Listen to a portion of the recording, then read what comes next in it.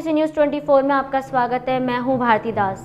जयपुर से बड़ी खबर। राजस्थान के सबसे चर्चित IPS पंकज चौधरी ने किया चुनाव लड़ने का ऐलान। तीन चीज क्लियर है कि पंकज चौधरी चुनाव लड़ रहे हैं। नंबर 2, पंकज चौधरी पश्चिमी राजस्थान से लड़ रहे हैं। नंबर 3, पंकज चौधरी 7 लोकसभा सीटों की चर्चा आपके सामने कर दी है। लोक सेवक से समाज सेवक की भूमिका में उतरेंगे मैदान में। सेवा मुक्ति को बताया एक पक्षीय, खुद के साथ अन्याय। वही जनता के बीच जाने की कही बात।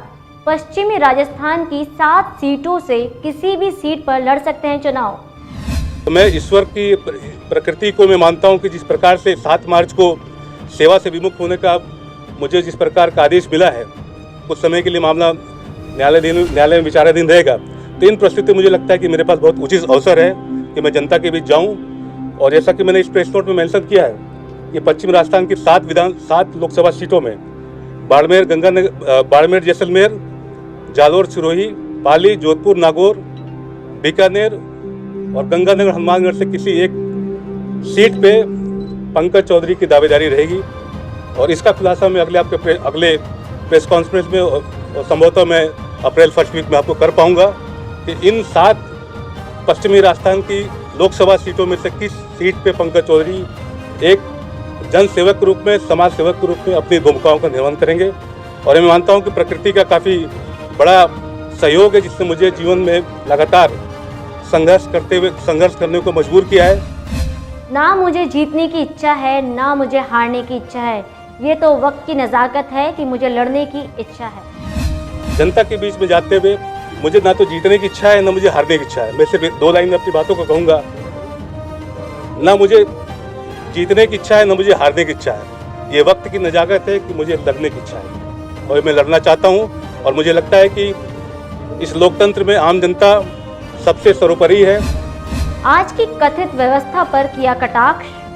कहा कि भ्रष्ट लोग की इस कथित व्यवस्था में सेटल हो रहे हैं, इनके अवसर ज्यादा हैं। यही इस व्यवस्था का निचोड़ है। ईमानदार निष्पक्ष लोग हो रहे हैं विलुप्त। आज की व्यवस्था में ये तय है, आपको भी पता है, हमें भी पता है, क्योंकि मेरी भी 18 साल की नौकरी होगी, 5वीं नौकरी है। तो ये मैंने पाया कि भ्रष्ट जो लोग हैं वो इस व्यवस्था में अच्छे से सेटल हो रहे हैं, उनके अवसर ज़्यादा हैं। ये आज की व्यवस्था का एक में निचोड़ है। तो ये पाते हैं कि ये जो वर्ड है ईमानदारी के आगे निष्पक्ष डाल दीजिए, तो ये प्रजाति पूरे देश में विलुप्त हो रही है। सरकारी सेवा में वापसी के सवाल पर दिए जवाब में बताया कि चौथे स्तंभ मीडिया और न्यायपालिका पर है विश्वास। मामला कैट में है विचाराधीन। इसके साथ ही कहा कि राज्य सरकार एवं केंद्र सरकार को जारी हो चुके हैं नोटिस।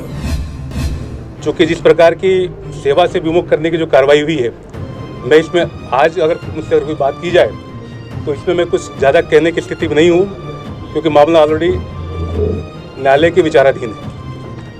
और ये स्पष्ट है कि जो कार्रवाई हुई है त्वरित हुई है, एक पक्षी हुई है, न्याय संगत नहीं रही है। कैट के अंदर विचाराधीन है। नोटिस जारी हो चुका है राज्य सरकार और केंद्र सरकार को। उसमें जवाब देने का मौका अब मुझे मिल रहा है। दूसरा पक्ष सुना जा रहा है। न्याय जरूर मिलेगा। वर्दी को बताया अपना पहला प्यार।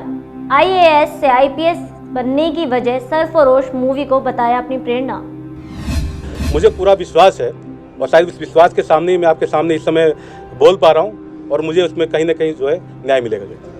मेरा पहला प्यार रहा है, IPS वर्दी रही है। मैं आपसे क्लियर कर दूं कि IPS बनना मेरा कभी सपना नहीं रहा। एक सरफरोश मूवी जब मैंने 2000 में देखी थी दिल्ली, जब मैं अपनी पहली नौकरी में था वर्ष 2000 में, तो एक सरफरोश मूवी दिल्ली आई और मुझे याद है मुनिरिका के पास किसी सिनेमा घर में रात में गया मैं मूवी देखने। तो उस मूवी की 2 ही बातें मुझे जहन में बैठ गई, कि सर में दिमाग में कहीं बैठ गई। एक तो देश प्रेम के लिए जिस प्रकार का रोल उस मूवी में हीरो ने किया, और दूसरा जिस प्रकार का IAS को छोड़ के IPS लेने की जो बात उसमें रही, वो कहीं ना कहीं मेरे दिमाग में बैठ गई।